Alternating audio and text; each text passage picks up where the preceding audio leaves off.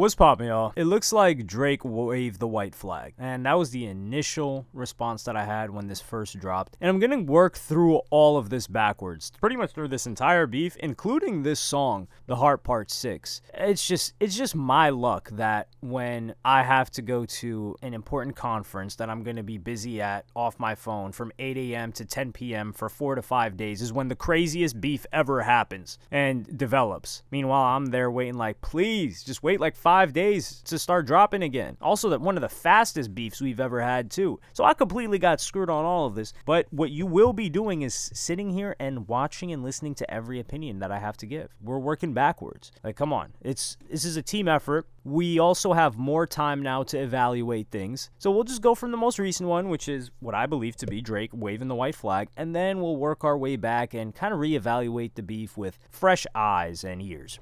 The reason why, number one, I said that this was Drake waving the white flag is just look at the spoken outro, like where he talks at the end. You just hear, I wouldn't say defeat, but fed up. He's like, okay, like exhaustion. Like, for real, he says, oh, this was some good exercise. Like, it's good to get out, get the pen working. Is that somebody that's talking like he's going to drop again? You would be a worthy competitor if I was really a predator and you weren't lying to every blogger and editor, but it is what it is. Everybody's lying. Both of y'all are lying. Let's stop the cap here. You definitely got this burnt out, though. Like, you got 10 more records to drop. The one before the last one, we finessed you into telling a story that doesn't even exist, and then you go and drop the West Coast one to try and cover that up. This is complete. This one is ridiculous because there is zero proof that Drake set this all up, and if he did set it all up, it would have been on video, and it likely would have been a part of Family Matters. Also, he would have had something to drop immediately after Kendrick dropped the Meet the Grams track. Because the reason why Kendrick dropped Meet the Grams immediately after Family Matters is because he knew Family Matters was going to drop. He mentions Family Matters in the track, and it's not just, oh, he swapped out a line real quick or a bar real quick. The whole song Meet the Grams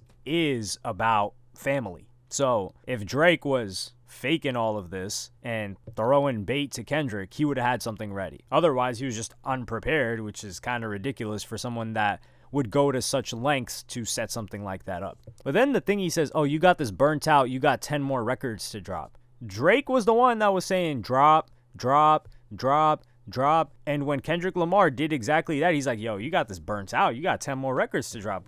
What do you mean he got 10 more records? Yeah, he's locked and loaded. What do you got to drop? It sounds like you don't got anything to drop. The Heart Part 6 was definitely made in a day. It sounded like every point on there was just a Twitter compilation. And this beef is really interesting, especially this last track, because I will say this is a good song. Rapping wise, he's rapping really well on it. Writing, it's written very well. There's bars on here. It's a good track, but this is not it. This doesn't hit. It's not it. Like, you're going to tell me this is anywhere near as good as Push-Ups or Family Matters? It's not even close. Doesn't even scratch it. And the reason why I said this is an interesting beef because Drake is the one that became Twitter fingers in this beef. He was the one all on Instagram comments. He was the one replying to Instagram comments. He was the one that was sending messages and DMs to academics and Kai and all these people.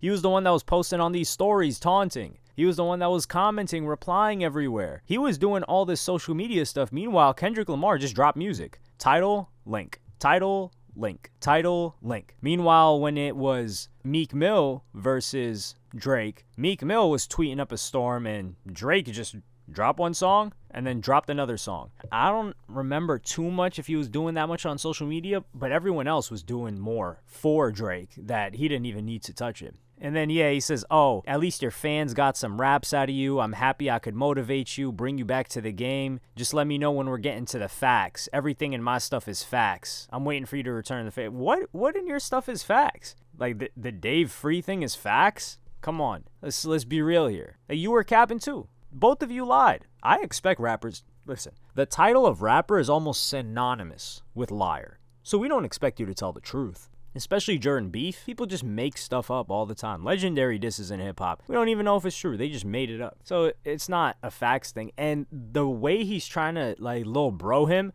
like, yeah, you know, your fans got some raps out of you. I'm glad I could motivate you. I just see it as, what do you mean? You're bowing out right now with this track, and you're trying to little bro somebody that really outplayed you to make you drop a song like this. That was one of the most masterful things I had ever seen in rap beef history. And the West Coast one is going to be crazy. I think when Drake heard people saying A minor and OVO in those clubs, I think he was shell shocked. You ever seen that meme where it's like a soldier and it's kind of cartoonized and he's just like, he's looking 1,000 yards just staring and he's just shell shocked. He doesn't know what's going on. I think that was Drake when he saw that in the club. He's like, hold on, people are about to be dancing to a song about me with the craziest allegations that I could have on my name with these narratives, at least all over the West Coast for the foreseeable future. Nah, I can't have that. And yeah, the rest of the song, it's like, yo, Dave got your girl pregnant, all this other stuff. Be honest, even if that was proven true, I think Kendrick just has this armor that they wouldn't even care. And I was talking to a friend about this. I was telling them, if Drake proved that all of Kendrick's kids were Dave Free's kids, the way Kendrick fans or Kendrick stans move, they would say, yeah, what's the problem? He patched it up with his woman. He's been with her since high school. You know, there were some rough patches. She had 3 kids or 2 kids or however many kids by another man, but he's holding it down. He's the father that stepped up. He's a stepfather, you know. Like Drake, you wouldn't know nothing about that. You didn't have a stepfather, but you know, in the U.S., like the culture that you're trying to colonize, you know, it was older male figures that, you know, made sure people did X, Y, and Z. They would completely spin it upside down, I swear.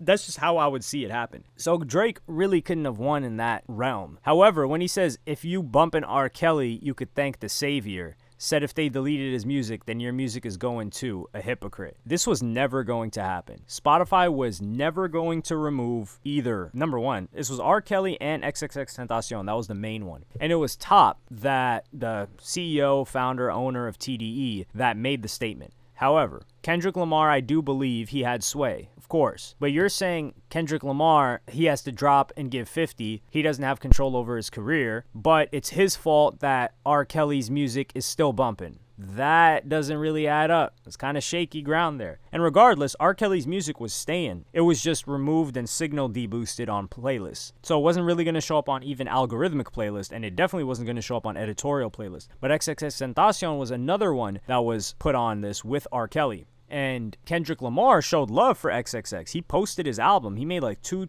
or three tweets co-signing his first album, 17. But Drake decided to use R. Kelly instead of XXX when it came down to this bar. And I think, of course, he couldn't mention XXX because you guys know the rumors. He hasn't mentioned XXX in forever, number one. He always had problems with him after X came at him. Number two, if he mentions XXX, people will be like, oh, nah, that's the guy that you killed, this and that. But I think it makes way more sense to mention XXX because XXX was accused of and on trial for brutally beating his girl. So that parallel that you're trying to draw with Kendrick Lamar allegedly being a wife beater, that aligns way more with XXX than R. Kelly. But Drake knew that, I can't drop an X bar in here, so I got to throw R. Kelly in here because I guess he's accusing Drake of being R. Kelly. Like, the bars still make sense, but I think it's way more impactful if it was XXX, but that couldn't come out from Drake's mouth. And like I said, that's not the reason you could still listen to his music. A bunch of people tried to make fun of this track, saying, hey, he's just saying, you called me a liar, my pants aren't on fire. I think that's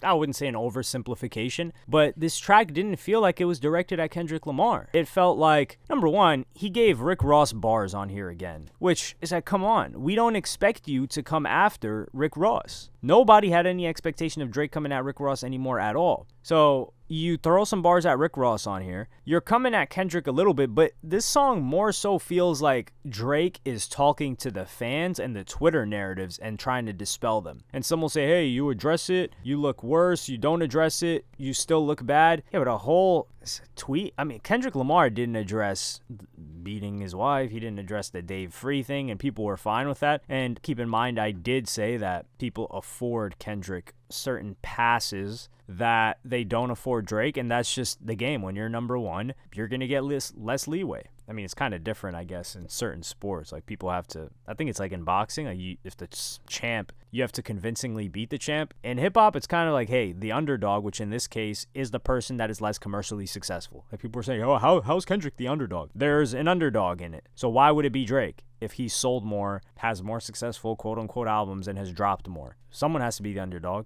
And in this case, it is Kendrick Lamar, objectively. Now, if you say narrative and like I said, Drake isn't afforded the passes that Kendrick gets, sure, but that doesn't make him the underdog. So yeah, this whole song, I think it was necessary. I will say that. Because letting those allegations just fester, if people are like, yo, he's still not addressing it, I think it would have been worse. And I think this is the best way he could have exited the beef. He takes the L, yes. It's not an embarrassing L. He stepped up to the plate. He gave a really good battle. He dropped some great songs in this, and this way he puts off the whole allegations thing and he keeps his name clear, which is the most important part. And I think that's why he took the L here, is he realized, hold on, I'm going to be painted as something that is not good at all. It's going to harm my brand deals. It's going to harm this perception around myself that I've built all this past 15 plus years, and going back and forth with this guy is not worth it. And I think there wasn't much else for him to say too, so he decided to bow out. And a lot of people are saying, nah, this beef's not over. Okay, tap me in again when he drops an actual diss track, because he's not going to. If you heard this and you think he's going to drop again, hey, if he ends up doing it, I guess you're a genius. But just from the information that we have and from my 2 ears and the one brain in between them, I don't see that happening. But let me know what you guys think in the comments. We're going to be talking about this pretty much all week, although a bunch of other stuff too. I'm in complete grind mode. I'm angry that I had to go travel and do this other stuff. It really frustrated me. So to take out that frustration, I'm just going to be popping my shit really all of the foreseeable next 2 months at minimum. But let me know what you guys think in the comments. Like, subscribe, and hit the notification bell if you enjoyed. Follow me on Twitter and Instagram. Thank you for watching. Peace.